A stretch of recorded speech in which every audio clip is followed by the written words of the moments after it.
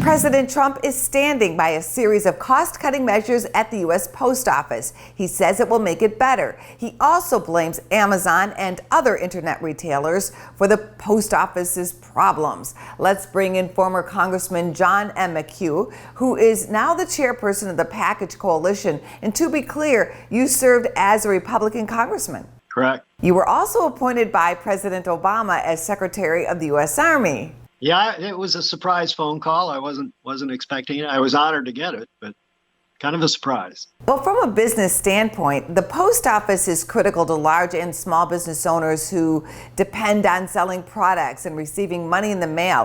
What are your concerns? Well, like most Americans, I think very highly of the Postal Service. I live in a very rural community, and the post office and those services are absolutely vital to everyday life, and many millions of Americans feel similarly. It's the most respected federal organization in the government, and has long been that indeed, and it's for good reason. They do a terrific job.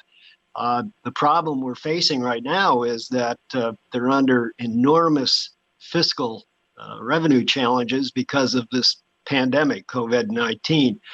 And indeed, as you look at their revenue streams, since the start of the pandemic in early March, their biggest source of revenue, their first-class mail revenues, have plummeted by more than 50%.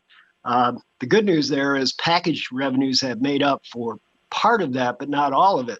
So what does it mean? Well, it means at some point in the not too distant future, whether it's the end of this year or the beginning of next year, if things don't change, the Postal Service is going to run out of money. And, they don't receive regular taxpayer support. So like any business, if they can't pay their suppliers, they can't put fuel in their trucks, they can't pay their employees, they're going to have to stop delivering.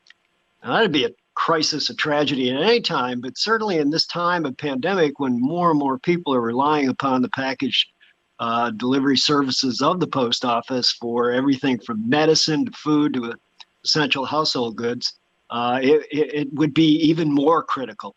And beyond that, businesses large and small are endeavoring in what's called e-commerce, getting their business to their customers through the mail. What would you like to see?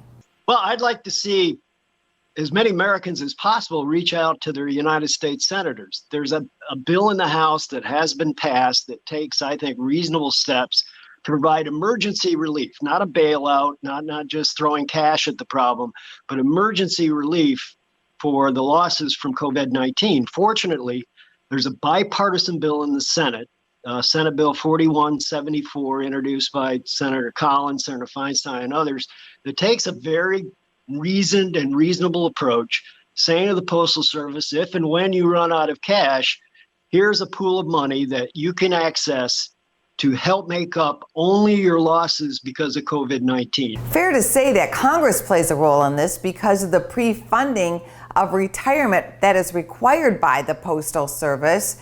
Is it time to make some changes there? Yeah, that's probably the one thing that both houses and both parties recognize needs to be addressed in some fashion. That was a good idea, I suppose, in the minds of some back in 2006 when it was first enacted. It hasn't worked out well, certainly been an unfair burden on the post office.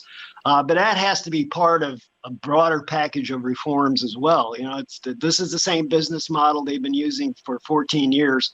No successful business today operates today as it did 14 years ago, and we shouldn't expect the Postal Service to do that either.